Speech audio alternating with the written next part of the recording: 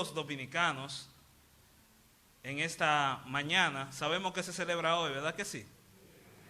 ¿Qué celebramos? El Día de la Independencia Nacional. Así que felicidades, y realmente este es un país muy curioso, con muchas cosas que mejorar, pero a pesar de todo, es un país que ha sabido tirar para adelante, como decimos. Y hablando de historias muy peculiares y de la independencia, quiero que me ayuden con una imagen para que veamos en la pantalla lo siguiente. Vamos a ver esta foto de este personaje muy conocido. ¿Sabemos quién es ese? Ese es Juan Pablo Duarte. Esa es la foto como una imagen del primer retrato que se dice que se hizo de Juan Pablo Duarte. Este fue el líder que gracias a su empeño hoy podemos celebrar la independencia dominicana. Pero me parece una historia muy peculiar cómo nosotros hemos retratado la imagen de Juan Pablo Duarte. Se dice que en Venezuela, allá él duró sus últimos años, ya en sus últimos años, ya casi a punto de morir, alguien le tomó esta foto. Entonces esa foto llega al país y buscan un artista para que haga un busto y para que siga reproduciendo las imágenes de Juan Pablo Duarte. ¿Qué sucede? Este es el artista. Este hombre que ven acá se llamó Abelardo Rodríguez, y Abelardo, este hombre, tenía la responsabilidad de replicar la foto de Juan Pablo Duarte, pero hubo un detalle. Abelardo entendía que Juan Pablo Duarte debió parecerse a él cuando era joven. Entonces, ¿usted sabe qué fue lo que hizo Abelardo? Abelardo, siendo pintor, escultor, se miraba en el espejo y miraba su propio rostro y empezaba a dibujarse a sí mismo. Y a medida él iba viéndose en el espejo, iba viendo la foto de Duarte, y fue así, pintando y pintando, y al final resultó esto. Si usted lo busca en internet, hay un artículo que se llama Duarte es Abelardo, y muchos periódicos nacionales para el Día de Duarte publicaron este artículo. Es decir, que la imagen que nosotros conocemos de Duarte es la imagen del mismo Abelardo, pero modificada. Es algo muy curioso, pero lo interesante es que a nosotros nos suele pasar algo muy parecido con la relación con nuestro Señor. Esta es la foto oficial de Juan Pablo Duarte, nuestro patriota, nuestro líder.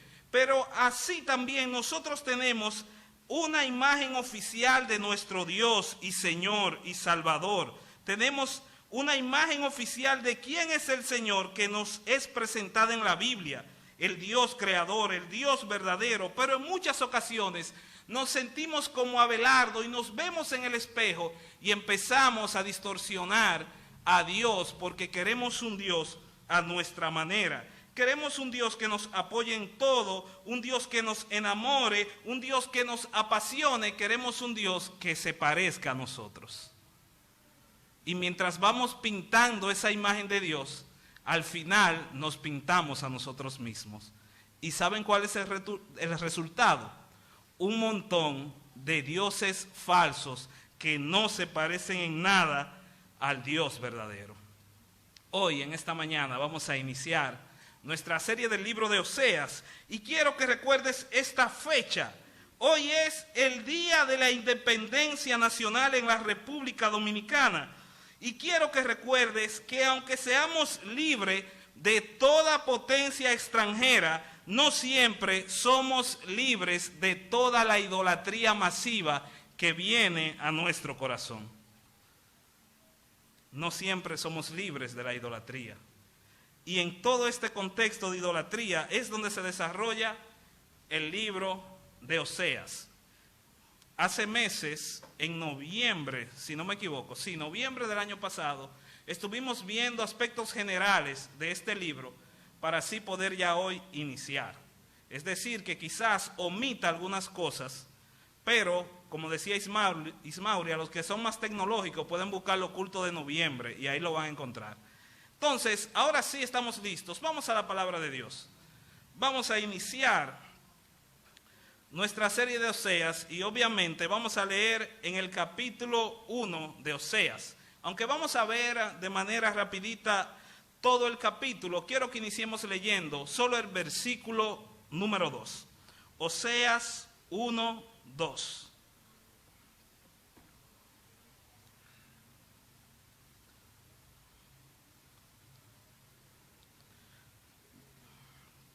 Muy bien, ¿estamos listos? ¿Lo tenemos?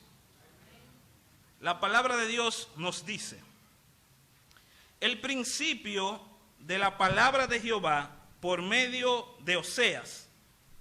Dijo Jehová a Oseas: ve, tómate mujer fornicaria e hijos de fornicación, porque la tierra fornica apartándose de Jehová. Este es el versículo clave para entender todo el capítulo 1.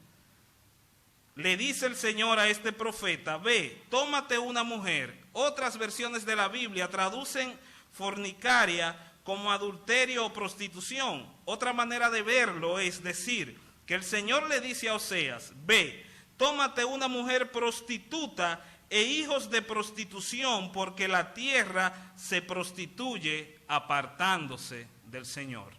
Vamos a orar. Amado Dios y Padre eterno, gracias, Señor. Gracias porque nos permites una vez más estar en el espejo de tu palabra. Y te pedimos, Señor, de corazón, que tu Santo Espíritu penetre lo más profundo de nuestro ser y nos muestre, Señor, cuáles son esos indicios de idolatría que hay en nuestras vidas, Señor.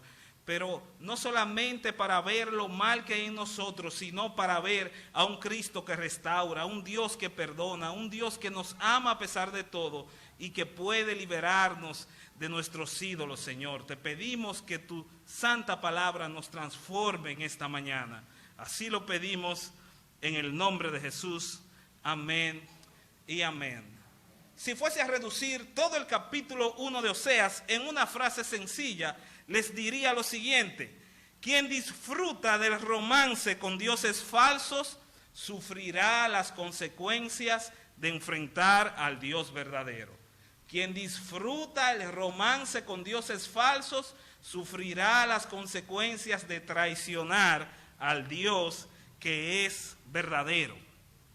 Y decimos que este libro es como si fuera una historia romántica, una historia de amor, es como una película, como una novela, pero ¿saben qué? Toda novela, toda película tiene su avance, tiene su anuncio, y esto es lo que hace el profeta en el versículo 1. Si usted va a Amós 1, es como una nota del autor para poner en contexto al lector. Es como dicen los muchachos, como el tráiler de la película. Eso mismo, el avance, lo que viene. Y si usted lee, vaya conmigo, voy a pedir que me ayuden a proyectar también cada versículo para que vayamos todos juntos. Si vamos en el versículo 1, la primera parte, dice así: palabra de Jehová que vino ¿a quién? A Oseas, hijo de Beri. No me da mucho más detalles, solamente me dice su nombre, Oseas, que significa salvación, me dice de quién es hijo, y continúa diciendo el contexto histórico. Aquí lo podemos encontrar. ¿Dónde se desarrolla esta historia tan peculiar de amor? Dice: en los días de Usías, Jotán, Acaz y Ezequías, reyes de Judá. Como lo vimos y lo hemos visto muchas veces y lo hemos dicho muchas veces, cuando se desarrollan estos libros de los profetas menores, ya estaba dividido el pueblo de Israel. Una parte estaba en el sur, Judá, otra parte estaba en el norte, que se le llamaba Samaria, Efraín, etc. Ese es el pueblo. Ahora bien, a esa parte norte es a donde va dirigida esta profecía, este mensaje de Oseas, pero aún así para ponernos en contexto y para mostrarnos algo, el profeta decide en su introducción, o el escritor decide en su introducción, hablarnos y mencionarnos estos reyes que son de Judá, que son del sur. Y pensar en la vida de estos reyes nos trae algo a la mente. Fíjense, vamos a proyectarlo, no sé si le da tiempo a leer estos versículos, pero si leemos, por ejemplo, Segunda de Crónicas 26, 16, aquí nos da un pequeño recuento de cómo termina la vida de Usías. Es el primer rey que menciona Oseas. Y dice que, Segunda de Crónicas 26, 16, mas cuando Usías, el rey, era fuerte, había logrado muchas cosas, ¿qué pasó? Su corazón se enalteció para la ruina, porque se rebeló contra Jehová su Dios, entrando en el templo de Jehová para quemar incienso en el altar del incienso. Y al final, si usted sigue leyendo, verá que este hombre murió leproso. Pero, ¿cómo termina la historia de este hombre? Fue un hombre que hizo lo recto delante de Dios, pero llegó un momento que se enalteció. Cuando tú te crees un Dios a ti mismo, ¿cómo se llama eso? Eso es egolatría, eso es idolatría. Te estás adorando a ti mismo. Él quería hacer cosas que no le correspondían y al final muere leproso. Eso como que me está provocando un ruido. ¿De qué me quiere hablar Oseas al mencionar estos reyes? Pero si usted va, el hijo de Usías se llamó Jotán. Si usted le da para atrás, Segunda de Reyes 15, 34, en Segunda de Reyes 15, 34, nos habla del segundo rey que menciona Oseas, es Jotán. Jotán hizo lo recto ante los ojos de Jehová, hizo conforme a las cosas que había hecho su padre, las cosas buenas, pero dice, Segunda de Reyes 15, 35, que Jotán, con todo eso, los lugares altos no fueron quitados. ¿Y qué son lugares altos? Lugares altos eran para ellos lugares de adoración pagana. Eran lugares donde se postraban a adorar ídolos. Eran como una especie de dioses de emergencia, porque yo creo en Dios, pero yo quiero tener un Dios de emergencia por si Dios me falla. Entonces ellos adoraban al Dios verdadero, pero al mismo tiempo adoraban los dioses paganos de las otras naciones.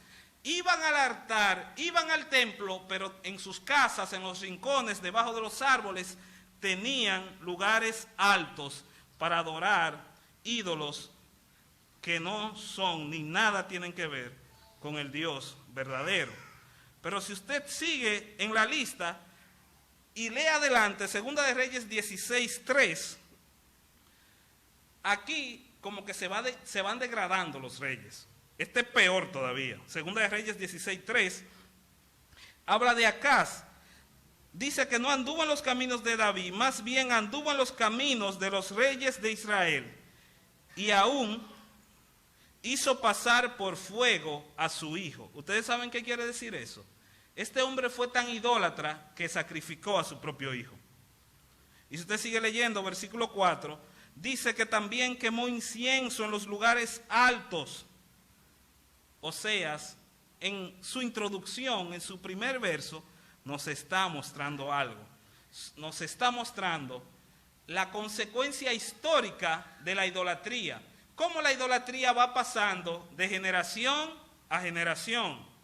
Y termina mencionando de Judá al rey Ezequías, que es todo lo contrario. Si usted lee, por ejemplo, Segunda de Reyes 18, 3, ahí verá que Ezequías sí hizo lo bueno, sí hizo lo recto ante Jehová. Y Segunda de Reyes 18, 6 dice que él hizo lo bueno porque siguió a Jehová y no se apartó de él. Porque él quitó los lugares altos, dice el versículo 3. Entonces aquel rey que quita los ídolos del pueblo, ¿saben cuál es la consecuencia? Versículo 7 de Segunda de Reyes 18, Jehová estaba con él donde quiera que él salía y prosperaba. ¿Qué nos está mostrando Oseas desde el principio? ¿Cuáles son las consecuencias de la idolatría que pasa de generación en generación? ¿Y cuál es la consecuencia? ¿Cuál es el resultado de una persona que decide derribar los ídolos de su corazón? Los lugares altos. Una pregunta para reflexionar. ¿Cuáles serían tus lugares altos? ¿Cuáles serían esos lugares donde tú decides deleitarte en otra cosa que no es el Señor? Aquel que con la ayuda de Dios logra derribar esos lugares altos, entonces será prosperado y el Señor andará con él. Y terminando entonces, volviendo a Oseas, dice que también esta profecía, Oseas 1, la parte B, esta profecía se desarrolla en días de Jeroboam, hijo de Joás, rey de Israel. Este rey, Jeroboam II, como se le llama, ya hablamos mucho de él, porque fue el centro de atención del libro de Amós, que lo tratamos versículo tras versículo hace un tiempo. Y este Jeroboam II era un hombre que simplemente vivía para su propio reino. El pastor Pedro Marrero, en una de sus series, predicando el libro de los reyes, mencionó una frase que jamás he podido olvidar. Él decía, Marrero, buscad primeramente tu propio reino y la desgracia vendrá por añadidura. Buscad primeramente tu propio reino y la desgracia va a venir por añadidura. Y este es el retrato de Jeroboam II. Un pueblo que se dedicó a vivir para sí. Y todo lo que hemos hablado desde que iniciamos hasta ahora ha sido acerca de la idolatría. La pregunta es, ¿qué es idolatría? ¿Cómo podemos definir la idolatría? Bueno, por ejemplo, Paul Tripp la describe: un ídolo es cualquier otra cosa que gobierne tu corazón que no sea Dios. Cualquier otra cosa que gobierne tu corazón que no sea Dios. Por ejemplo, Martin Lloyd Jones decía: cualquier cosa en nuestra vida que ocupa el lugar que debería ocupar Dios es un ídolo. Cualquier cosa que ocupa una posición controladora en tu vida, ese es un ídolo. No voy a coger el gancho de empezar a mencionar ídolos, de que el internet es tu ídolo, que la novela es tu ídolo. No, no, no. Cada cual que está acá sabe de lo que estamos hablando. Si ustedes analizan en su conciencia y su corazón, sabrán que todos tenemos un lugar alto donde adoramos algo o alguien más que a Dios. Pero en todas las definiciones que yo busqué acerca de idolatría, hay un libro muy bueno llamado Ídolos del Corazón. Eso lo escribió una señora llamada Elise. En ese libro, iniciando el libro, ella dice que definitivamente la idolatría tiene que ver con el amor. La idolatría tiene que ver con el amor. ¿Cómo así? Ok, vamos a ver. Vamos a empezar con la radiografía de nuestro corazón. ¿Quién de ustedes se ha enamorado? Wow, cuántos hombres aficiados. Así es, así debe ser. Todos hemos experimentado eso, esa chispa de ver ese mensaje llegar a la 1 de la mañana, de ver ese mi amor, de sentir el calor de alguien y escuchar esas dulces palabras que dicen, te amo. ¡Wow! Es así, aunque sea de tu madre, dice el hermano. Es algo grandioso, ese deseo de querer compartir con alguien, de querer estar ahí para alguien, de servirle a alguien, de entregarse completamente por esa persona. Eso es el amor. Ahora, ¿qué es lo que nos va a enseñar Oseas? Aquella cosa o persona que tú ames, que tú sientas eso y lo sientas más profundo que el amor que tú tienes para con Dios, es idolatría. Es idolatría. Yo ni siquiera le doy por la uña de los pies a los autores que cité, pero me atrevería a decir que según Oseas, idolatría es amar un objeto, actividad o persona más que a Dios. Idolatría es amar lo creado más que al Creador. Idolatría es el acto de amar a alguien o algo más que al Señor, y es el resultado de una lealtad dividida entre dos reinos. Hay una batalla. En tu corazón, en nuestros corazones hay una batalla, y es más terrible que la de Rusia y Ucrania. Es una batalla de los dioses de nuestro corazón compitiendo con el Dios verdadero por ganar la lealtad de nuestras vidas. Idolatría es rendirse ante el deseo de ser gobernados por un Dios que nos permita vivir en nuestros propios pecados. ¿Recuerdan la historia del retrato de Duarte que vimos al principio? Él dibujaba a Duarte, pero era a sí mismo que se dibujaba. Nosotros muchas veces decimos que le servimos a un Dios y muchas veces nos estamos adorando a nosotros mismos porque hemos creado ídolos fabricados a nuestra talla y medida. Pero yo he hablado demasiado. Que nos diga Oseas qué es la idolatría. Versículo 2. Oseas 1, 2. ¿Qué nos dice? ¿Qué leímos al principio? El principio de la palabra de Jehová por medio de Oseas. Dijo Jehová a Oseas, oiga esto, ve, tómate una mujer fornicaria. El asunto aquí es que fornicar, ese verbo que tenemos ahí, en el original, en su raíz hebrea, es mucho más de lo que estamos viendo ahí. Esa palabra significa adulterar, significa prostituirse, es decir, esa sola palabra abarca todo tipo de pecado sexual, todo tipo de pecado sexual.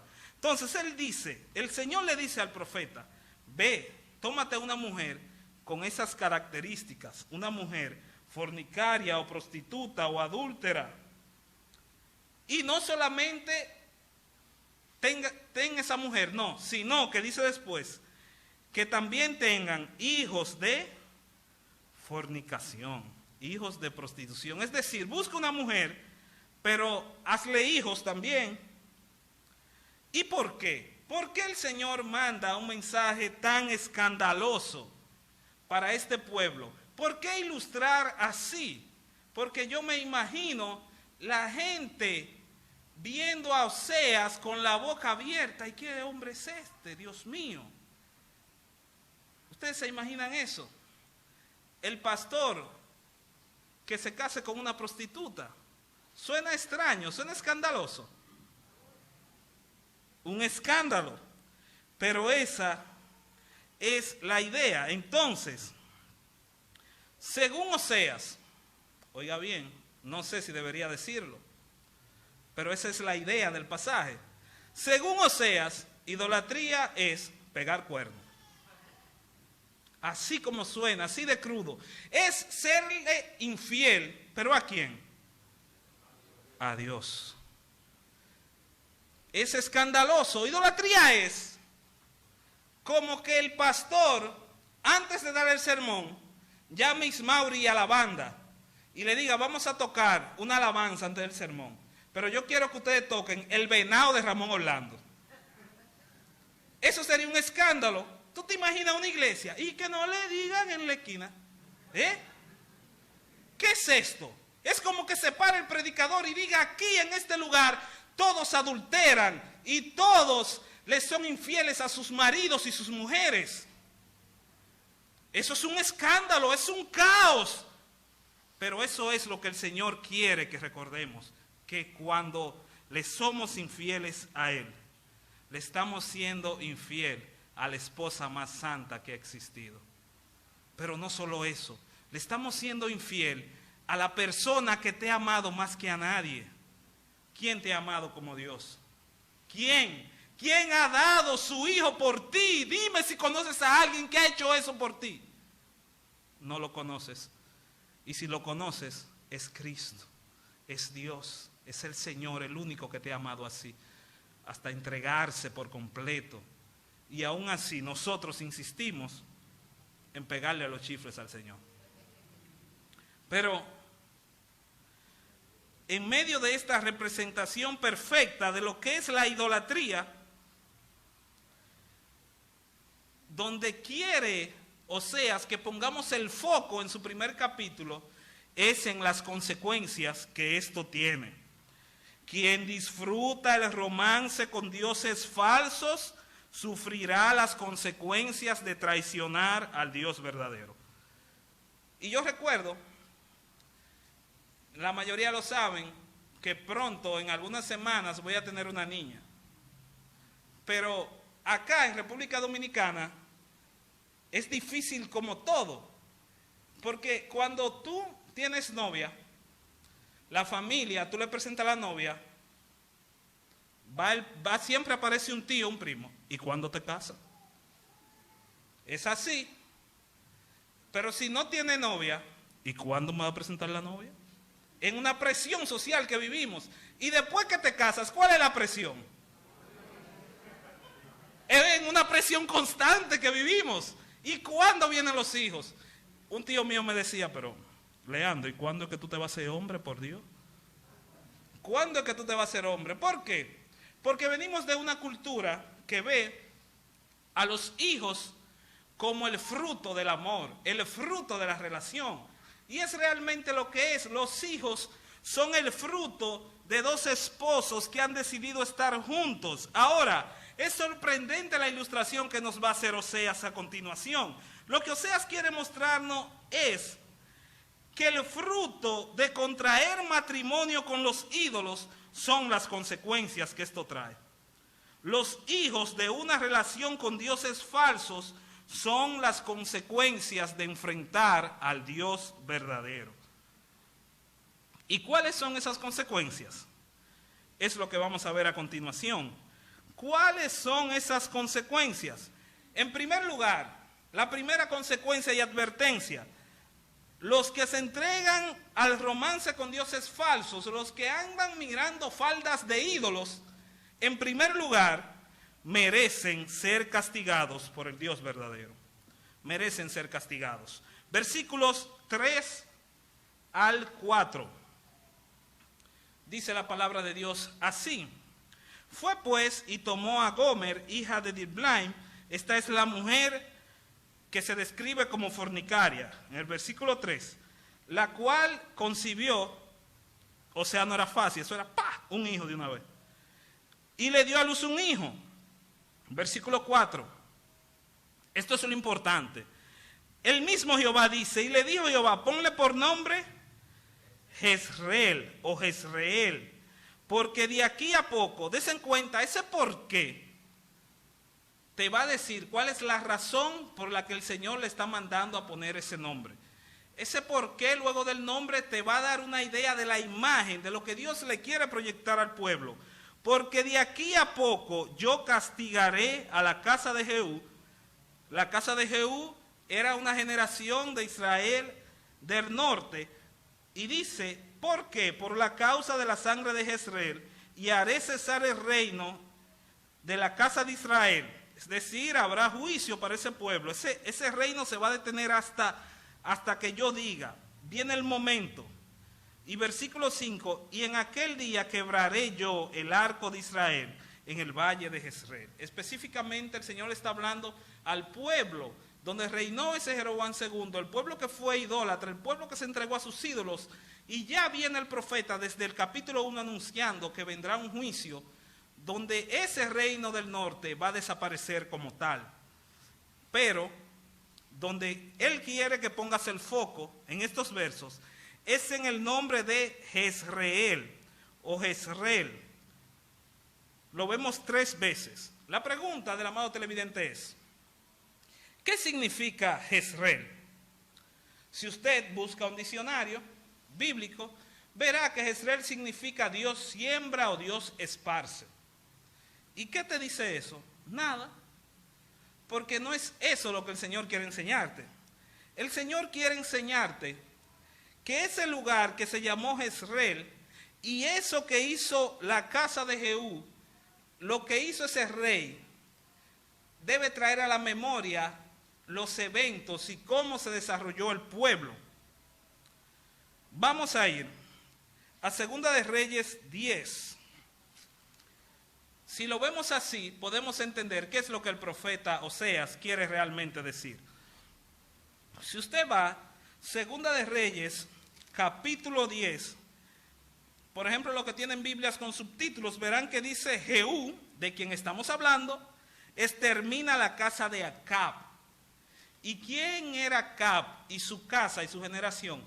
Pues eran un montón de bandidos idólatras que se habían dedicado a profanar el nombre de Dios y hacer lo que a Dios no le agrada, adorar imágenes y baales y toda clase de cosas. Entonces, si usted va, Segunda de Reyes 10:11,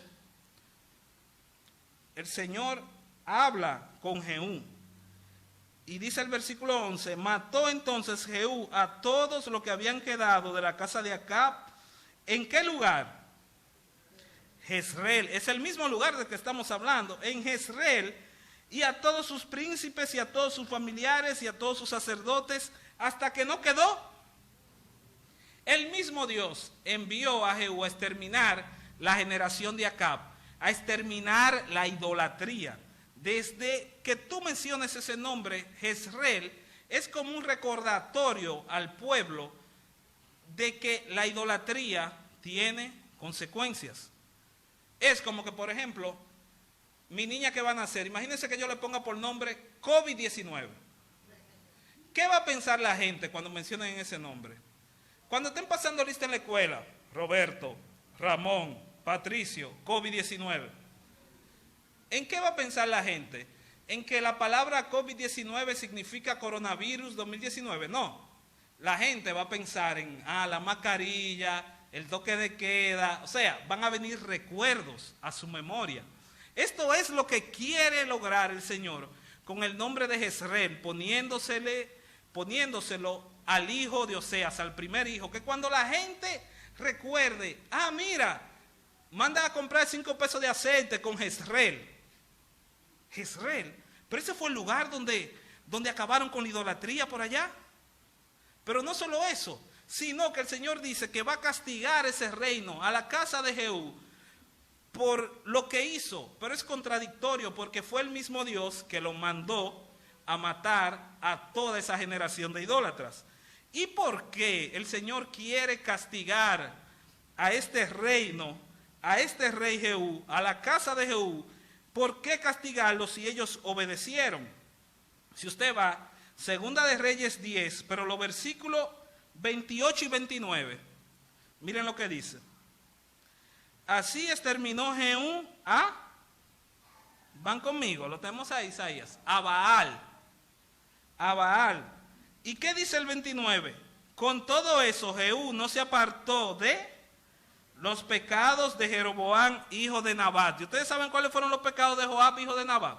Ser idólatras. Poner el pueblo a pecar en idolatría, que hizo pecar a Israel.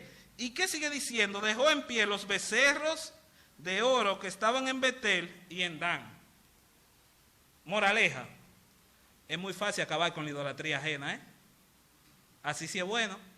Lo mandan a destruir los idólatras de la casa de Acab, lo destruye, lo mata a todos.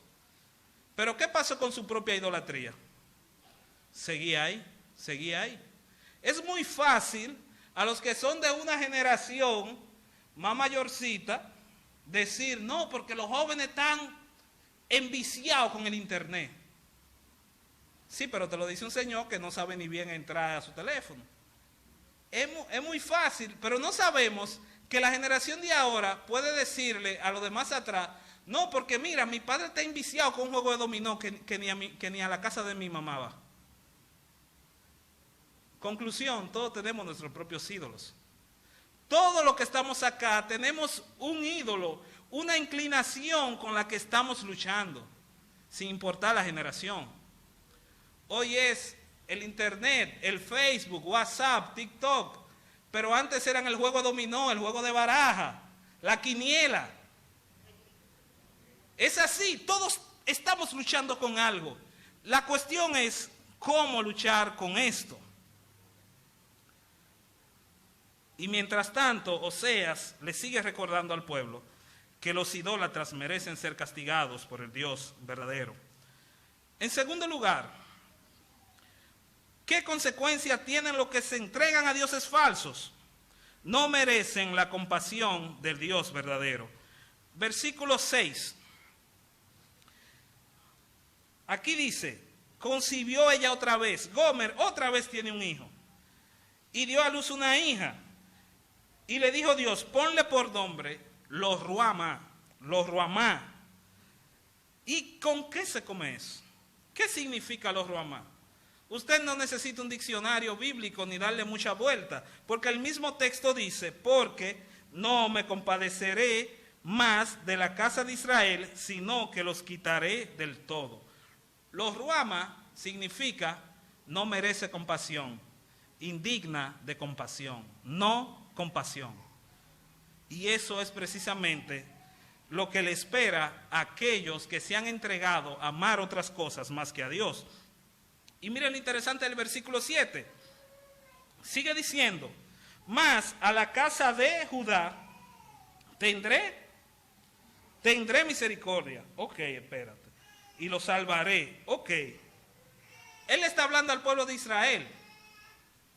El pueblo de Israel del norte, que le llamaban Efraín y Samaria. Él dice, ok, para Efraín no hay misericordia, pero para Judá sí hay misericordia. Ahí sí es triste. Y cuando pasan esas cosas decimos, pero Dios mío, ¿será que el Señor es injusto? Y sigue diciendo que el Señor hará esto no con arco, ni con espada, ni con batalla, ni con caballos, ni con jinetes. Es decir, que será el mismo Dios quien hará estas cosas. Él va a exterminar esa generación de Israel del norte. ¿Por qué? Porque Dios es un Dios celoso. Y usted dice, pero Dios es celoso. Sí, Dios no es celoso, Dios es celosísimo porque Él es santísimo. Pero ese celo no es como el tuyo y el mío.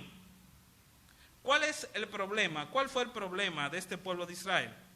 Habían quebrantado el primer mandamiento. ¿Quién recuerda el primer mandamiento?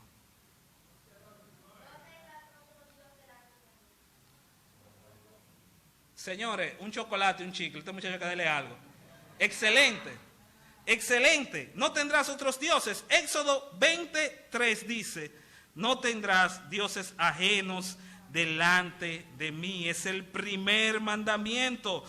Y siguiendo entonces Moisés ahí explicando este mandamiento, en Éxodo dice, no te harás imagen, ninguna semejanza, de ninguna forma, ni abajo en la tierra, ni en las aguas, ni debajo de la tierra. No te inclinarás a nada fuera de Dios, ni lo honrarás, porque yo, Jehová tu Dios, fuerte y, esa es la palabra, celoso, visito la maldad de los padres, de los hijos, hasta la tercera generación. Es decir, que hay consecuencias de generación en generación por la idolatría. Y el versículo 6 de Éxodo 20 dice que Él hace misericordia a millares, pero tiene una coma, millares, coma, a los que aman y guardan mis. Esa es la clave. ¿Por qué castigar a ese pueblo de una manera así, sin ninguna misericordia? ¿Por qué anunciarle que no hay piedad de este pueblo? Porque el Señor tiene misericordia a los que le aman y guardan sus mandamientos. Y nosotros no entendemos el celo de Dios, pero en Oseas es fácil entender el celo de Dios. Vamos a ver lo casado. Lo casado de acá, imagínese usted que usted invite a su esposa a una cena romántica, con todos los detalles, con todo lo de la ley, y le digas, mi amor, yo te amo, pero tengo 3 mujeres embarazadas. ¿Ustedes creen que ese amor va a corresponder? Mira, mi amor, yo te amo, yo quiero casarme contigo, pero también yo estoy enamorada de 3 más, porque el amor es así. No. Si usted se da cuenta, en nuestras propias relaciones maritales y de noviazgo, nosotros queremos exclusividad de nuestro amor, ¿verdad que sí? ¿Y de dónde viene ese deseo de tener ese amor exclusivo? Fuimos creados a imagen y semejanza de ¿quién? Es del Señor. El Señor quiere que tú lo ames de manera exclusiva. Exclusiva, pero lamentablemente, a pesar de Dios amarnos con tanto fervor, a nosotros nos encanta alquilar nuestro corazón a ídolos que pagan muy mal. Nos encanta que nos destruyan aparentemente. En tercer lugar, ¿qué nos dice Oseas? Tercera consecuencia. Los que se entregan al romance con dioses falsos, en tercer lugar, no merecen pertenecer al pueblo del Dios verdadero. Versículo 8. Después de haber destetado a los Ruamá, concibió y dio a luz un hijo. O sea, no era fácil, era uno detrás de otro. A veces yo leí ese texto y dice, Señor, mira, que Dios me libre del espíritu de Oseas.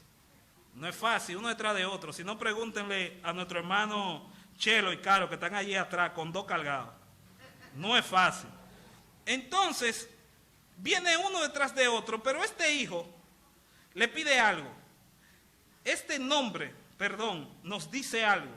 ¿Qué nos dice? Ponle por nombre Lo-Ammi. ¿Por qué? Porque vosotros no sois mi pueblo, ni yo seré vuestro Dios. Lo-Ammi significa pueblo ajeno. No es mi pueblo, no pueblo. De manera que el profeta nos está diciendo que cuando caemos en la tentación de perseguir las faldas de los ídolos de nuestros corazones, nos comportamos como un pueblo ajeno a Dios. Eso es lo que hacemos. A ver, me explico, quizá esa parte no quede bien clara. Imagínense que yo quiero la ciudadanía americana. Quiero la ciudadanía americana y me entrevistan allá en los Estados Unidos. Y estoy ahí en mi entrevista y la primera pregunta me dice el de la embajada, ¿usted habla inglés? No, yo ni bien hablo español. Ok, primera X. Usted saber las leyes de los estados y usted saber todas las leyes y cómo se manejan. Mira, mijo, yo no sé ni bien las leyes de mi país. ¿Cómo tú crees que yo me voy a saber la del tuyo? A ver, ok. A ver, cánteme una estrofa del himno nacional. Quiqueyano valiente salsemos. Ok. ¿Usted cree que con esa entrevista yo me voy a ganar? Yo me merezco la ciudadanía americana. No me sé nada de ese país. No conozco ese país. No conozco sus leyes. No sé nada. De manera que hasta que nosotros no vivamos conforme a lo que Dios quiere que vivamos en su palabra, no viviremos como ciudadanos dignos del Evangelio. No. La cuestión es esta. Si no estás dispuesto a servir solo al Rey de Reyes, no eres digno de ser un ciudadano del reino. Si tu vida va más acorde al Rey de las tinieblas que al Rey de los cielos, definitivamente necesitas el Evangelio. Y no estoy diciendo que no tengas tus batallas. Todos tenemos nuestra lucha. Todos tenemos una batalla. Todos tenemos ídolos que nos pican los ojos y quieren gobernar nuestros corazones. Y todos en un momento de tentación le pasamos la mano. Coqueteamos a veces con esas cosas que batallan por ganar nuestros corazones. Pero ¿qué sucede? En un verdadero hijo del reino hay una disposición, hay una lucha, hay una entrega, hay un dolor cuando fallamos. Pero si tú no respetas las leyes del reino de Dios, sin ningún dolor ni compasión, definitivamente es porque no eres parte de ese pueblo. Vamos hacia una conclusión, que el tiempo ha avanzado bastante. En conclusión, si cuando la infidelidad es descubierta por un hombre, ¿qué pasa regularmente cuando la infidelidad es descubierta por un hombre? ¿De dónde vienen los feminicidios regularmente? Personas que descubren que sus esposas le fueron infieles y viene la ira y viene el pecado y termina en tragedia. ¿Cuántas parejas, cuántos matrimonios no han sido destruidos por el adulterio, por pecados sexuales? Pero nos gusta hablar de Cristo como la novia de la iglesia y pintamos un cuadro muy bonito. Estamos casados con Cristo y vamos a disfrutar de las bodas del Cordero. Amén, aleluya. Eso lo disfrutamos. Pero recuerde que el matrimonio también es compromiso. Tenemos un compromiso de fidelidad con esa esposa. Tenemos un compromiso de fidelidad. Acepte que cuando usted traiciona el pacto de amar a Dios sobre otras cosas, usted está pecando delante de Dios. Cuando preferimos amar otras cosas delante de Dios, le estamos siendo infiel al esposo o esposa más poderosa del universo. Le estamos siendo infiel al marido más santo y perfecto de la historia. Y no solo eso, le estamos siendo infiel a la mujer o al hombre que quizás te ame más que a nadie. Le estamos siendo infiel a la única persona que se atrevió a entregar su hijo por ti. La pregunta del $1.000.000 es: ¿cómo dejar a un lado nuestra inclinación idólatra? ¿Cómo dejar a un lado el pecado de la idolatría que nos viene por naturaleza? ¿Cómo unir nuestro corazón que está dividido entre tantos dioses falsos? Respuesta, versículos 10 y 11. Oseas 10:11. Con todo esto será el número de los hijos de Israel como la arena del mar, que no se puede medir ni contar. Es decir, viene abundancia, viene bendición, a pesar de todo lo que se había dicho anteriormente, y el lugar en donde les fue dicho: vosotros no sois mi pueblo, ahora se les será dicho: sois hijos del Dios viviente. Y se congregarán los hijos de Judá y de Israel, y nombrarán un ¿qué? Un solo jefe, y subirán de la tierra, porque el día de Jezreel será grande. Aquí el día de Jezreel sí significa que Dios siembra y Dios planta. El Señor les está diciendo, si usted se da cuenta, el versículo 10 empieza diciendo: con todo.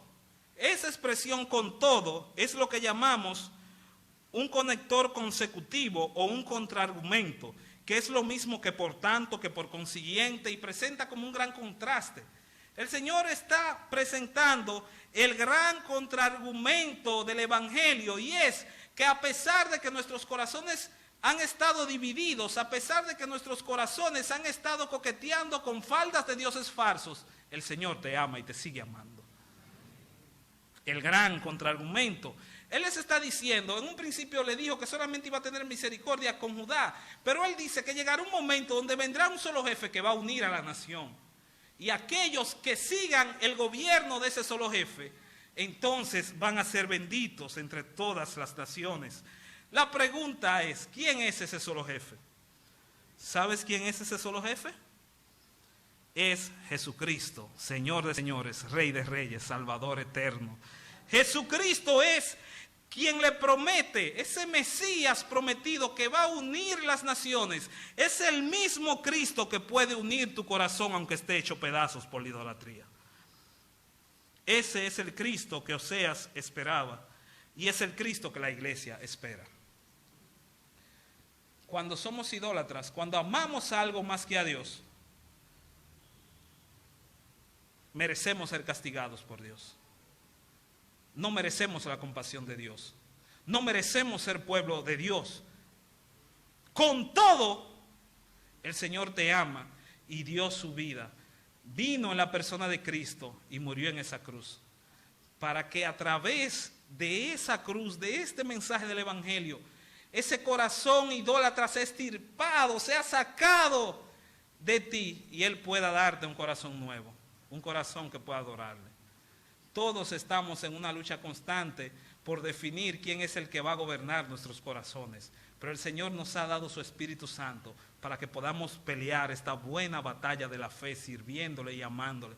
A pesar de los tropiezos, Dios te ama, y Dios solo quiere que tú vayas, pidas perdón a Él, y Él te va a perdonar y te dará fuerzas. Leamos la palabra, oremos al Señor, tengamos una relación real, enamorémonos del Señor, porque definitivamente Él nos ama. Vamos a orar. Y mientras oramos, también quiero que pienses en este tiempo. Cerremos nuestros ojos y meditemos en qué ídolo de nuestro corazón nos está apartando de Dios. Tómese un momento de sinceridad delante del Señor. Tómese un momento de calma y trate de sentir la voz de Dios, y vea su vida y piensa en lo que hemos escuchado y sea sincero y pídale perdón a Dios. y pídale al Señor que le ayude a batallar contra ese ídolo que quiere apoderarse de su corazón.